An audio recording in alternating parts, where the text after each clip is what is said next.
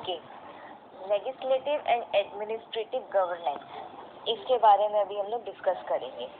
Basically हुआ क्या, जितनी भी इंडस्ट्रीज थी, जो भी एनवायरनमेंट रिलेटेड जिनकी इशू था, तो वो जनरल लॉ जो होता है ना, ठीक है, वो उसको गवर्न करता है, ठीक है।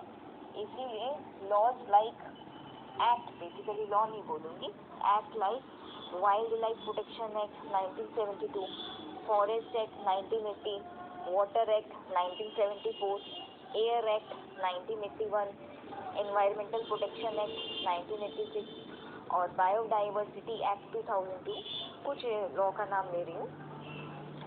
तो ये सब लॉ जो थे, जो फ्रेम किए गए, तो इनको गवर्न करने के लिए जनरल लॉ के जो टर्म्स थे वही उनको यूज किए गए, ऐसा कुछ अलग नहीं किया गया था, ठीक है। अब जैसे एनर्जी रिलेटेड जो भी लॉ था, ठीक है, उसको क्या किया गया, इंडस्ट्रियल एक्टिविटी के ऊपर एप्लीकेबल किया गया, ऑब्वियस सा बात है।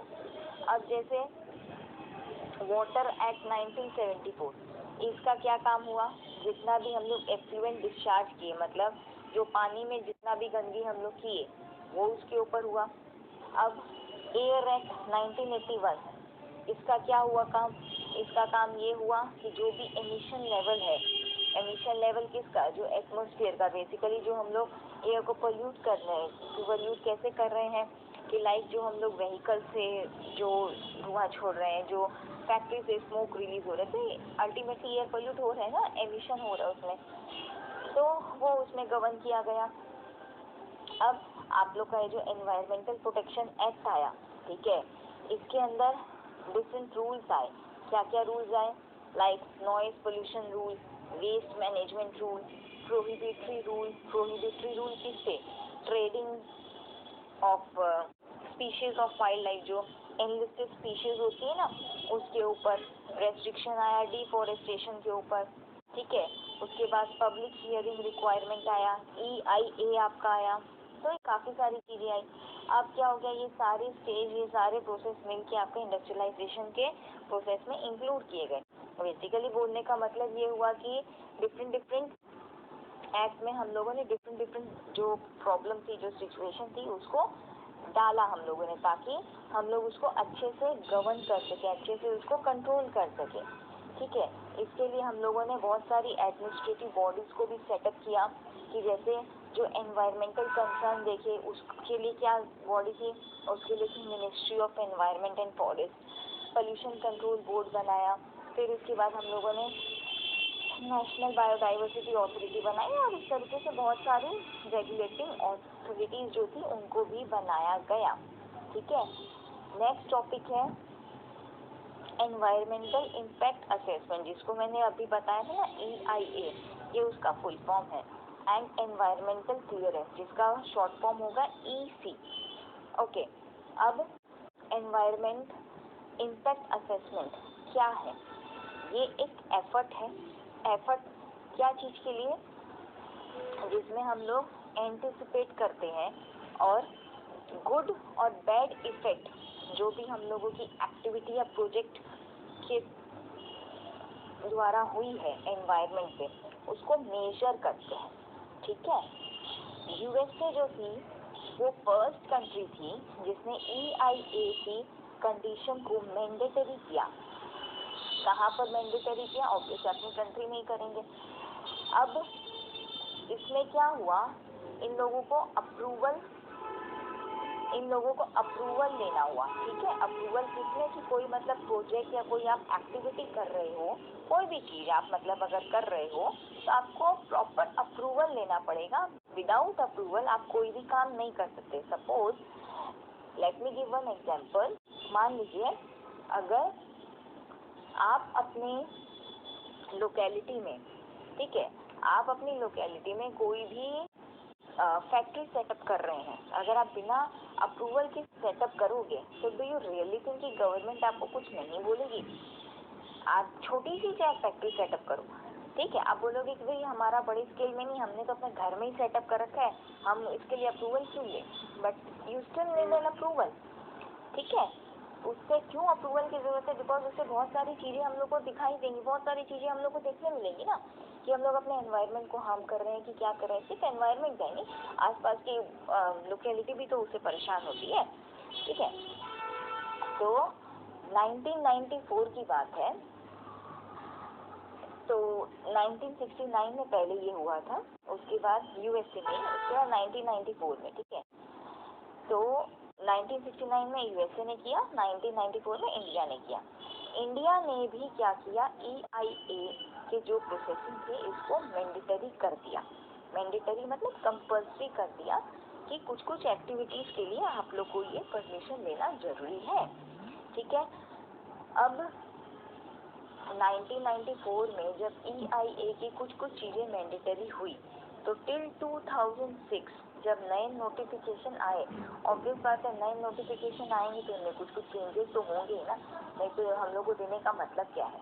तो जब 2006 में नया हम लोग का नोटिफिकेशन आया, उसके अंदर नियर अबाउट 13 अमेंडमेंट्स जो थे ना, पुराने वाले जो थे वो तो थे, उसके साथ साथ 13 यानी कि 13 अमेंडमेंट्स को और ऐड किया गया।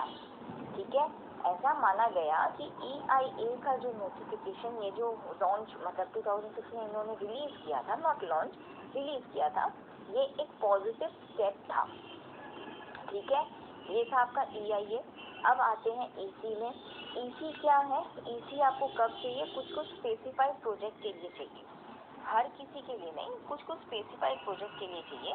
मेन पर्पस इसका क्या है? इसी का मेन पर्पस है कि कोई जो प्रपोज प्रोजेक्ट है, ठीक है, तो उसमें ये लोग बताएंगे, ये लोग गाइड करेंगे कि इसका जो लीस्ट मिनिमम इम्पैक्ट है वो क्या हो सकता है, कम से कम इम्पैक्ट इसका।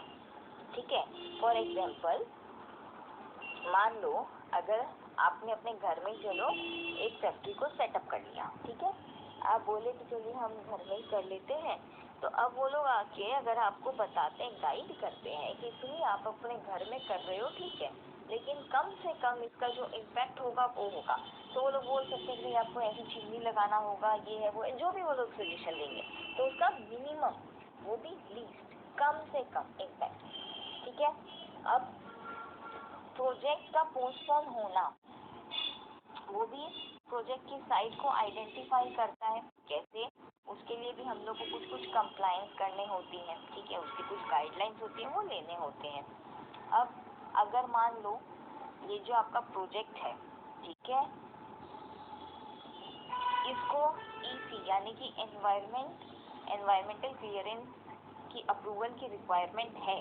सपोज करो आप कोई 10 प्रोजेक्ट बना रहे हो, 10 में से कोई एक प्रोजेक्ट आपका ऐसा है जिसको EC की जरूरत है, तो आपको लेना पड़ेगा। आप ऐसे नहीं बोल सकते हो कि नहीं हमारे तो प्रोजेक्ट को जरूरत ही नहीं था तो हमें क्यों बोल दिया गया। नो, ऐसा नहीं होता है। कोई भी प्रोजेक्ट, मैंने बोला ना उन्होंने स्पेसिफाइड प्रोजेक्ट बताए हैं, कुछ कुछ स्पेसिफाइड प्रोजेक्ट के लिए आपको ये लेना पड़ता है, हर प्रोजेक्ट के लिए नहीं आएगा, स्पेसिफाइड प्रोजेक्ट के लिए। नेक्स्ट टॉपिक आता है मेरा पोस्ट EIA नोटिफिकेशन 2006। मैंने बताया था ना कि इसमें ये लोगों ने 13 यानी कि 13 अमेंडमेंट्स को ऐड किया, तो अब उसमें 13 अमेंडमेंट्स ऑब्वियस बात है क्या है वो बताना मेरा काम है। तो ये जो नया EIA का प्रोग्राम आया, ठीक है, इसके अंदर बेसिकली इन्होंने नए प्रोजेक्ट, एक्सटेंशन, मॉडर्नाइजेशन, जो इन लोग के एग्जिस्टिंग प्रोजेक्ट थे और भी बहुत सारे प्रोजेक्ट को इन्होंने क्या प्रोडक्ट मिक्स करके, ठीक है, कि एग्जिस्टिंग मैन्युफैक्चरिंग यूनिट जो थी कि उनको क्या है EC की रिक्वायरमेंट है। EC की रिक्वायरमेंट कौन देता है? आपके CG का मतलब सेंट्रल गवर्नमेंट या फिर आपके स्टेट गवर्नमेंट। ठीक है, तो इस तरीके की चीजें जो थी उनमें वो बताई गई थी। पहले क्या था, पहले जो था हम लोग को जो पावर थे ना, पावर को हम लोग को सेग्रीगेट नहीं किया गया था, मतलब पावर को सेपरेट नहीं किया गया था। ठीक है, अब जो एनवायरमेंटल क्लियरेंस का नया जो आया था, अमेंड होके आया था, इसमें क्या किया गया था, पावर को डिवाइड, सेपरेट कर दिया गया था स्टेट और सेंट्रल के बीच में। ऑब्वियसली बात है ना, पहले देखो कोई भी चीज अगर हम लोग, आज मेरे एरिया में अगर कोई प्रॉब्लम हो रही है तो ऑब्वियस बात है कि फर्स्ट एक्शन लेने का अधिकार मुझे होना चाहिए, राइट। तो सेम केस यहाँ पर भी है ना। आज स्टेट को डिसाइड करने दो ना भाई, उनकी क्या मतलब प्रॉब्लम कहाँ पर हुई है कहाँ नहीं। Let state take that action. ठीक है। अब ये जब दो कैटेगरी बनाई गई, ठीक है, तो इसका इम्पैक्ट क्या पड़ा एनवायरनमेंट पे। इसको दो कैटेगरी को हम लोगों ने नाम दिया, कैटेगरी ए और कैटेगरी बी। ठीक है। तो पूरा जो हम लोग का इम्पैक्ट था इन दो कैटेगरीज में ही घूमते रह गया। अच्छा, अब हुआ क्या, कैटेगरी ए जो था, ठीक है, कैटेगरी ए या कैटेगरी बी दोनों में बेसिकली हम लोग के क्या है, ये डिसाइड किए गए कि सारे हम लोग के प्रोजेक्ट्स को इंडस्ट्री में जो भी होगा वो डिसाइड करेंगे। कैटेगरी ए में आपके क्या क्या प्रोजेक्ट आए, कैटेगरी ए के जो थे, ऑब्वियस बात है ए कैटेगरी सेंट्रल गवर्नमेंट के लिए होगी। इसमें आपके प्रोजेक्ट आए MOFF के क्या बोलते हैं, MOFF से रिलेटेड। ठीक है। MOFF जो है, इन्होंने अपना जो अप्रूवल था, जो क्लियरेंस था, किस बेसिस पे दिया था, एक्सपर्ट अप्रेजल कमेटी बनाई थी इन्होंने, जिसको शॉर्ट में EAC भी बोल सकते हैं। ठीक है। तो बेसिकली इस कमेटी के अकॉर्डिंग इन्होंने अपने डिसीजन जो थे, जो रूलिंग थी उनकी, वो देना इन्होंने स्टार्ट किया था। और ये रूल किसने बनाए थे, ऑब्वियसली सेंट्रल गवर्नमेंट बनाएगी जब वही रूल कर रहे हैं तो। अब केस ए के जो प्रोजेक्ट थे, ठीक है, केस ए के प्रोजेक्ट मैंने पहले ही बता दिया, MOEF जो है वो ऑथोरिटी कवर करेगी। तो जनरली इसमें जो एप्लीकेशन थी, जो भी एप्लीकेशन हम लोग की आती थी, उसमें हम लोग का मेन पर्पस क्या होता था, मेन पर्पस होता था उसको कैसे कंसिडर करने का, साइट विजिट करते थे, एक्सपर्ट के साथ कंसल्ट करते थे, इन्वेस्टर के साथ इंटरेक्शन करते थे। ठीक है। नेक्स्ट उसमें क्या स्क्रूटनी बेसिस पे आता था, प्रोजेक्ट का जो प्रपोजल है वो क्या, EAC यानी कि एनवायरमेंटल अप्रेजल कमेटी जो है वो उसमें ध्यान दे रही है या नहीं। ठीक है। अब होता क्या था, जनरली ये जो आपकी एनवायरमेंटल अप्रेजल कमेटी है, ये डिफरेंट काइंड के प्रोजेक्ट के लिए डिफरेंट एक्सपर्टीज को अपॉइंट किए। तो ये मत सोचना कि एक तरह का जो हम लोग का डिसीजन है वो एक ही कमी ले लेगी, नहीं, ऐसा नहीं है। डिफरेंट यहाँ पर क्या है, आपको मेंबर्स को अपॉइंट किया गया, basically they are expert in their own field. Okay. अब क्या हुआ, अच्छा, अब जनरली इनका जो अप्रूवल था, बेसिकली फॉरेस्ट के जो डिवीजन थे उनसे क्या अप्रूवल लेना जरूरी था। ठीक है। अब पब्लिक हियरिंग जो होती थी वो भी कुछ कुछ केसेस में जो कंट्रोवर्शियल केस होते थे, जो स्पेशल केस होते थे, उसमें क्या है कंसिडर किया जाता था। ठीक है। तो MOEF के पास या तो अप्रूव करने का ऑप्शन है या रिजेक्ट करने का, कि वो आपकी प्रोजेक्ट को या तो अप्रूव करे या रिजेक्ट करे। तो अगर वो अप्रूव करती हैं, ठीक है, तो 5 साल के लिए उनका क्लियरेंस जो है वो वैलिड रहता है। ओके। तो ऑब्वियस सी बात है, आपको ऐसा ध्यान करना है कि अगर उन्होंने रिजेक्ट किया तो किस बेसिस पे, क्या आप उसमें चेंजेस ले आओ, नॉर्मल सा बात है। नेक्स्ट आ जाते हैं हम लोग बी शेड्यूल में। अब यहाँ पर क्या है, इसमें जो क्लियरेंस था हम लोग को स्टेट या यूनियन टेरिटरी के ऊपर था। ठीक है। अब यहाँ पर ऑथोरिटी जो है SEIAA है, और कैटेगरी बी के जो प्रोजेक्ट हैं वो वापस से हम लोगों ने दो कैटेगरी में सब डिवाइड किए, B1 और B2। B2 जो प्रोजेक्ट थे उनको EIAC स्टडी और पब्लिक कंसल्टेशन की रिक्वायरमेंट थी, जबकि आपके B1 की जो कैटेगरी के प्रोजेक्ट थे उनको सॉरी B2 की जो है उनको आपको रिक्वायरमेंट नहीं थी, जबकि B1 के जो थे उनको आपको रिक्वायरमेंट थी। ठीक है। B2 के प्रोजेक्ट को आप स्किप कर सकते थे, तो उसमें आपको इतने हेविंग प्रोजेक्ट की जरूरत नहीं है। तो जब B1 प्रोजेक्ट को आप प्रिपेयर कर रहे थे, ठीक है, based on the application of EIF, वहाँ पे स्टेट पोल्यूशन कंट्रोल बोर्ड जो है वो क्या करेगी, वो आपके प्रोजेक्ट पे ध्यान देगी, वो उसको एक्सेस करेगी, ताकि आपकी जो मतलब पोल्यूशन स्टैंडर्ड है उसको आप फॉलो करो, उसको आप मेंटेन करो, ठीक है। इससे क्या होता है, इससे होता ये है उसी समय अगर आप ध्यान देते हो ना तो आपके प्रोजेक्ट के रिजेक्ट होने के चांसेस थोड़े कम हो जाते हैं, ठीक है, क्योंकि आपने सारे रूल्स एंड रेगुलेशंस को फॉलो किया जो स्टैंडर्ड आपको दिए गए थे। अब ये लोग क्या करते हैं, ये लोग आपको एक एनओसी जो होता है, एनओसी को ये लोग आपको एक दे देते हैं, जिससे क्या होता है कि आप फर्दर जब कहीं उसको अप्लाई करते हो तो आपके पास तो एक प्रूफ रहेगा ना कि भाई हमने यहाँ पर दिखाया था, देखिए स्टेट अथॉरिटीज ने तो हमें एनओसी दिया था तो हमने तो उसके बाद ही अपने काम को फर्दर कंटिन्यू किया। अब अगर आप लोग प्रॉब्लम अराइज कर रहे हैं तो इसमें हमारी गलती क्या है, आप एक बार हमें बताइए। तो ऑब्वियस बात है स्टेट गवर्नमेंट भी जब देगी तो वो भी तो कोई चीज़ चेक करके देगी ना आपको, कि उसके ऊपर भी ये झमेला ना पड़े, ठीक है। अब किसी किसी प्रोजेक्ट में फॉरेस्ट क्लियरेंस की जरूरत थी, ठीक है, तो वो आपको क्या है, स्टेट फॉरेस्ट डिपार्टमेंट जो है वो आपको अप्रूवल देगा, ऑब्वियस सा बात है। अब ये जो अप्रूवल आपको मिलता है यहाँ पर मिलता है 15 साल के लिए।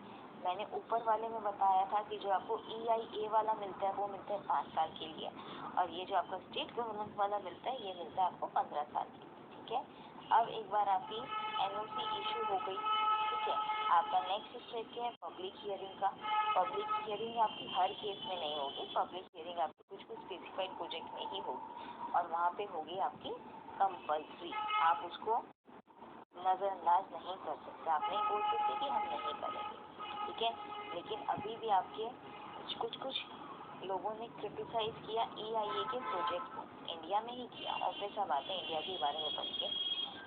किस बेसिस पे क्रिटिसाइज किया गया, बहुत ही इम्पोर्टेंट चीज़ है। सबसे पहला इन्होंने बोला कि ऑथोरिटीज जो है वो करप्ट है, ऑब्वियस बात है, पैसा खिला के आप उनसे अपनी अप्रूवल को पास करवा सकते हैं, ठीक है। नेक्स्ट बोला गया कि जो EIA की स्टडी थी इसके डेटा को प्लेगराइज किया गया, प्लेगराइज करने का मतलब नेट से आपने चोरी करके किया, ठीक है। नेक्स्ट यहाँ पे बोला गया पब्लिक वॉइस जो थी उसको आप लोग पास ऑन करते थे, मतलब लोगों की बातों को आप लोग नज़रअंदाज करते हैं। नेक्स्ट बोला गया EIA की जो स्टडी है, ठीक है, ये सब्जेक्टिव बेस्ड है, मतलब ये मतलब कि इंडिपेंडेंट स्पोर्ट्स जो है ना उसको ढंग से लोग परफॉर्म नहीं करते, सब्जेक्टिव है, ठीक है। नेक्स्ट बोला गया EIA का जो प्रोसेस है बेसिकली इकोनॉमिक एंटरप्राइज के लिए इन्होंने फेवर किया उसको, ठीक है, नॉर्मल ऐसे फेवर नहीं किया। लास्ट जो पॉइंट आया, जो छठा पॉइंट आया, यहाँ पे क्या बोला कि लॉ को इन्होंने डोमिनेंट फैक्टर कंसिडर ही नहीं किया, ठीक है, इसीलिए यहाँ पर क्या है EIA को इतना सीरियस वे में लिया ही नहीं गया, ठीक है। तो यही पॉइंट पे हम लोगों ने यहाँ पे क्रिटिसाइज किया। नेक्स्ट अब यहाँ पे जो मेरा टॉपिक आता है वो है specific legislative response relating to hazardous industries.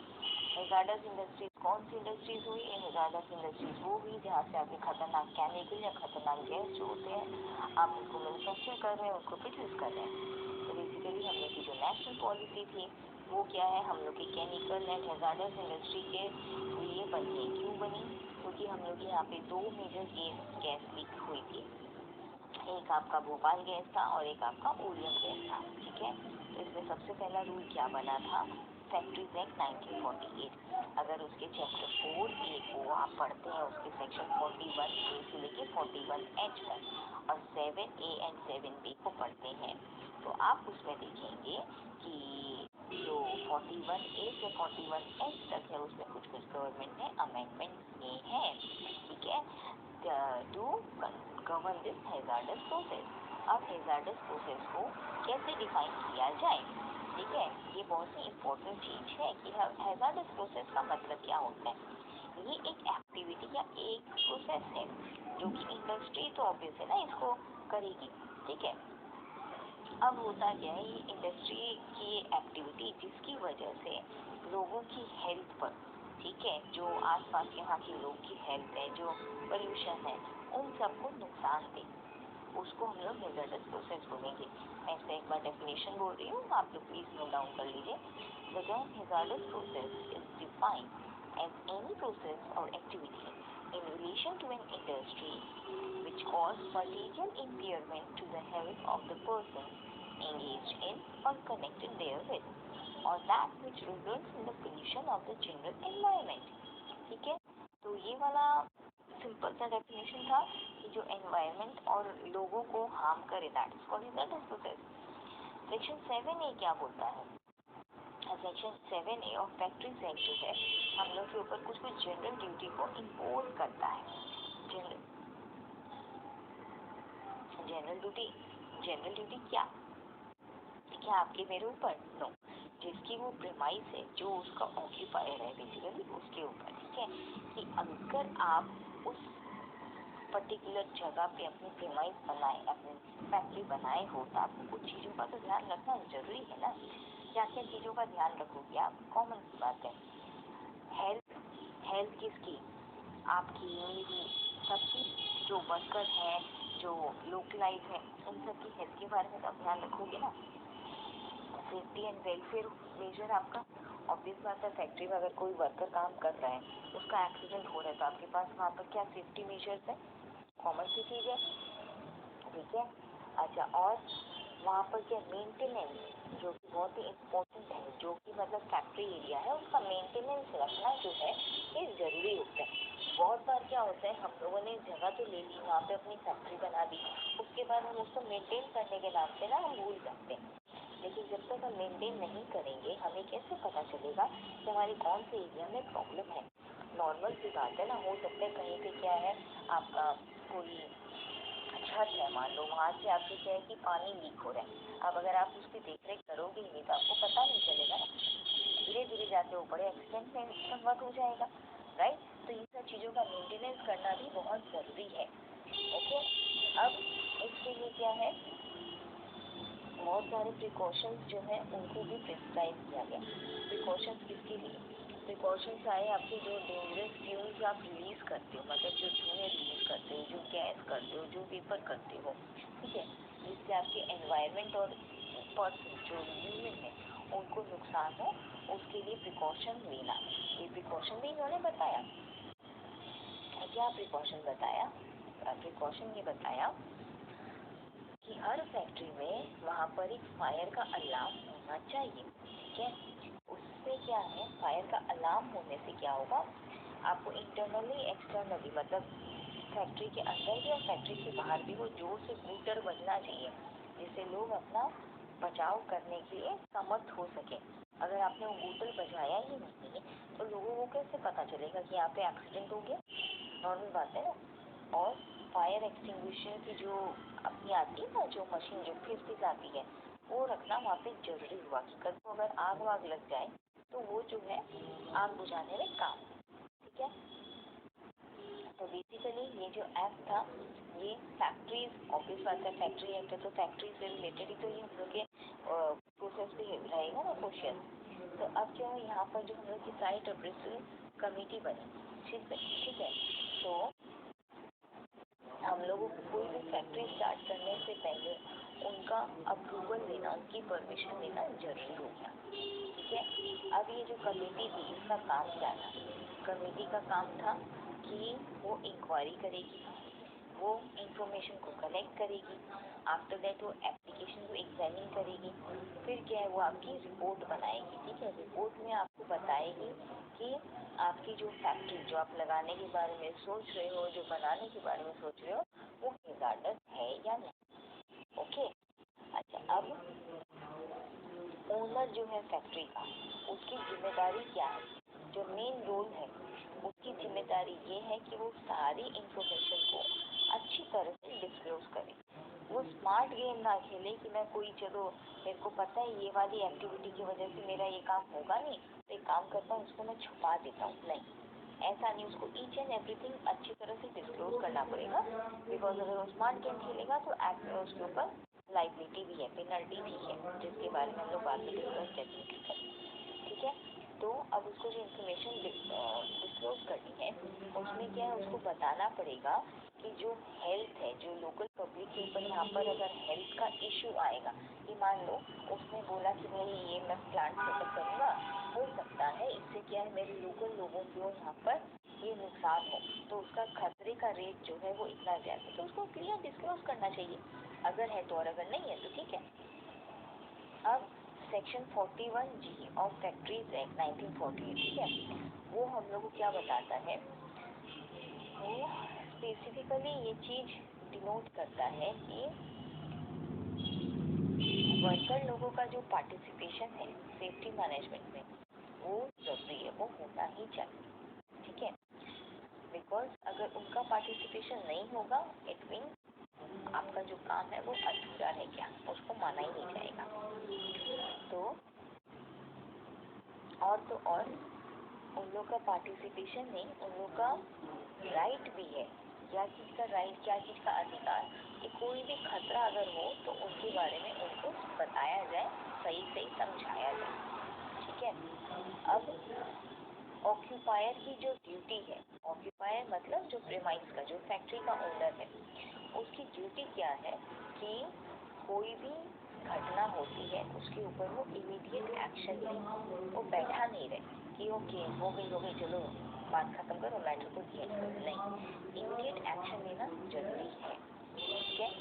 अब एक्ट को अगर हम लोग ढंग से इसके प्रोविजंस को फॉलो नहीं करते हैं, ठीक है, तो उसके ऊपर मैंने आपको बताया कि पेनल्टी का यहाँ पर क्राइटेरिया था, राइट। तो पेनल्टी जो है वो क्या है, बहुत इम्पोर्टेंट चीज़ है, सुन लेना जरूरी है। पेनल्टी ये है कि 2 साल से लेके 7 साल तक की जेल हो जाएगी, उसके साथ फाइन छिपेगा 2 लाख रुपया का, वो होता है। तो ऐसा काम मत करो जिससे भी जेल जाना पड़े, है ना। नेक्स्ट आता है टॉपिक मेरा hazardous and other wastage management and transboundary movement rule 2016। ये जब रूल बना, rule on hazardous and other waste, ठीक है, इसने क्या किया, हम लोगों को इंपोर्ट करने की परमिशन दी। इंपोर्ट मतलब इंडिया से किसी और कंट्री में, एक्सपोर्ट जब होगा तो इंडिया खरीदेगी, इंपोर्ट में हम लोग इंडिया के बाहर भेजेंगे, ठीक है, कोई भी कंट्री हो सकती है, डजंट मैटर। यहाँ पे आपके जो हैजार्डस वेस्ट है, हैजार्डस वेस्ट का मतलब हो गया आपका जो खतरनाक, जो आपको पता है कि ये खतरनाक है, बट बात ये होता है कि आज ये चीज़ बोलना कि खतरनाक है तो इसका यूज़ ही ना करें, ये तो गलत है ना। आप उसका यूज़ करो, मनाही थोड़ी है उसको, लेकिन ढंग से करो, सेफ्टी मेजर्स लेके करो ना, राइट। और ये चीज़ ध्यान रखो कि भाई ये चीज़ खतरनाक है तो वहाँ पे आसपास लोगों को नुकसान ना हो, जो भी है आप आराम से करो। तो अब क्या हो गया, बेसिकली इसका यूटिलाइजेशन क्यों होता है, for the purpose of recycling and reuse, ठीक है। सेक्शन 4 इस रूल का हम लोग को क्या बोलता है, हम लोग का बोलता है कि ऑक्यूपायर जो है, ठीक है, उसको कुछ स्टेप्स जो है फॉलो करनी पड़ेंगी to manage the hazardous waste. क्या क्या step, prevention, minimization, reuse, recycling, recovery, utilization, including co processing and safe disposal. ये सारी चीज़ों को, ये सारी स्टेप्स को उसको फॉलो करना पड़ेगा। अनटिल एंड अनलेस कोई स्टेप्स को फॉलो नहीं करता है उसको परमिशन नहीं दिया जाएगा, ठीक है। और ऑक्यूपायर के ऊपर एक रिस्पॉन्सिबिलिटी और थी, वो ये थी कि जो एनवायरनमेंट की हैजार्डस इसको मैनेज करना, ठीक है, जो वेस्ट हैजार्डस वेस्ट इसको ढंग से उसको मैनेज करना, स्टेप्स तो फॉलो करना ही, साथ ही साथ उसका प्रॉपर मैनेजमेंट भी बहुत ज़रूरी था, ठीक है। सिर्फ ऑक्यूपायर पर ही नहीं, स्टेट गवर्नमेंट पर भी एक हम लोग की रिस्पॉन्सिबिलिटी आई सेक्शन 5 में, जो हम लोग को दिया गया कि स्टेट गवर्नमेंट को भी ध्यान रखने की जरूरत है। स्टेट गवर्नमेंट यहाँ पे हाथ खड़ा नहीं कर सकती है कि हमारा काम नहीं था, ऑक्यूपायर का काम था, ऐसा कुछ नहीं, स्टेट गवर्नमेंट को भी ध्यान देना पड़ेगा। नेक्स्ट जो टॉपिक आता है मेरा, the manufacturing, storage and import of hazards chemical rules 1989, इसको अमेंड किया गया था 1994। इस रूल में क्या आया, इस रूल में ये आया कि जो ऑक्यूपायर है, ठीक है, अगर लिस्टेड केमिकल्स है, ठीक है, तो उसको क्या करे, in order to avoid accident, accident से बचने के लिए वो क्या करे, further information, information about what, and equipment जो कि आपके एंटीडोट्स होते हैं, ठीक है, ये बेसिकली किस लिए दिए जाते हैं? ये दिए जाते हैं पर्सन की सेफ्टी के लिए, जो कि इस तरह की हैजार्डस एक्टिविटी साइट में जो काम करते हैं ना, उनको ये एंटीडोट्स दिए जाते हैं कि कल को अगर कोई नुकसान हो जाए, कोई घटना दुर्घटना हो जाए, तो उसमें आप लोग का ये सेफ्टी, ये आप लोग को हेल्प करेगा। तो इसके बारे में पूरी क्या है, उसको इंफॉर्मेशन प्रोवाइड करना, ठीक है। अब किसी भी तरह की इमरजेंसी हो जाए, उसके लिए आपका इमरजेंसी प्लान क्या है वो आपको बताना होगा। अभी इमरजेंसी प्लान में क्या आएगा? इमरजेंसी प्लान में आएगा आपका नेम ऑफ द पर्सन जो कि इस एक्शन इस इमरजेंसी एक्शन को लेने के लिए रिस्पॉन्सिबल होगा। ऑब्वियस सा बात है ना, आज अगर कोई एक्सीडेंट होता है तो ओनर को थोड़ी डायरेक्ट फोन करते हैं, जो उसका वहाँ का इंचार्ज होगा उसी को तो फोन करेंगे ना, ठीक है। अब मॉक ड्रिल्स जो है वो भी आपको क्या है, साइट ऑन साइट और ऑफ साइट दोनों का बता रहे, वो उसको भी क्या है लेना जरूरी है। मॉक ड्रिल्स का मतलब होता है कि मान लीजिए कि कभी इस तरह की घटना हो जाती है तो आप लोग कैसे अपना बचाव करेंगे, ठीक है। अगर कोई एक्सीडेंट हो जाता है, भाई हो सकता है, तो आपको ऑथोरिटीज को 48 आवर्स के अंदर इन्फॉर्म करना जरूरी है। आप ये नहीं बोल सकते कि नहीं हो गया हम नहीं करेंगे, आपको करना जरूरी है। नेक्स्ट टॉपिक आता है मेरा पब्लिक लायबिलिटी इंश्योरेंस एक्ट 1991। इस एक्ट में क्या हुआ? इस एक्ट में ये हुआ कि जो भी ओनर थे इंडस्ट्री के, ठीक है, before starting this hazards substance, उनको क्या है इंश्योरेंस पॉलिसी जो होगा वो बनवाना पड़ेगा to cover this liability. Suppose करो 10 लाख की लायबिलिटी है तो 10 लाख रुपए की इंश्योरेंस पॉलिसी आपको कवर करनी होगी। कि मान लीजिए इस फैक्ट्री में आग लगे, एक कोई मान लीजिए फैक्ट्री है XYZ लिमिटेड, XYZ फैक्ट्री है, उसमें सडनली आग लगे। ओनर ने क्या हुआ, अज्यूम किया था कि ये 10 लाख का नुकसान हो सकता है, तो 10 लाख की उन्होंने इंश्योरेंस पॉलिसी बनवा ली कि भाई हम लोगों ने क्या है सबकी लाइफ को सिक्योर कर दिया। घटना तो कहीं भी घट सकती है ना, ऐसा तो नहीं है कि भाई नहीं घट सकती है, ठीक है। अब ये जो अमाउंट है, जो इंश्योरेंस पॉलिसी का बेसिकली अमाउंट है, वो आपके पेड अप कैपिटल, जो आपकी अंडरटेकिंग अब क्या की जो कंपनी है उसका नहीं, पेड अप कैपिटल जो आपके हैजार्डस सब्सटेंस को हैंडल करने की अंडरटेकिंग है, बेसिकली उससे कम नहीं होना चाहिए, या तो उसके बराबर हो या उससे ज्यादा, अलग बात है, ठीक है। अब इसको ओनर कंट्रोल करे कोई दिक्कत नहीं है, वो कंट्रोल कर सकते हैं, ठीक है, लेकिन 50 करोड़ से ऊपर ये होनी नहीं चाहिए, ठीक है। अब इमरजेंसी रिलीफ फंड जो है उसको भी क्रिएट करना जरूरी है। क्रिएट करने से क्या होगा? क्रिएट करने से ये होगा कि आपकी पॉलिसी का जो प्रीमियम है उसके अकाउंट में, उस फंड में बेसिकली आपको क्रेडिट करना होगा। आप कोई पॉलिसी खरीदोगे तो उसका प्रीमियम भरोगे ना, तभी तो मैच्योरिटी में उसका आपको वैल्यू मिलेगा ना। जब आप प्रीमियम ही नहीं भरोगे तो पॉलिसी में उसमें होगा क्या, ठीक है।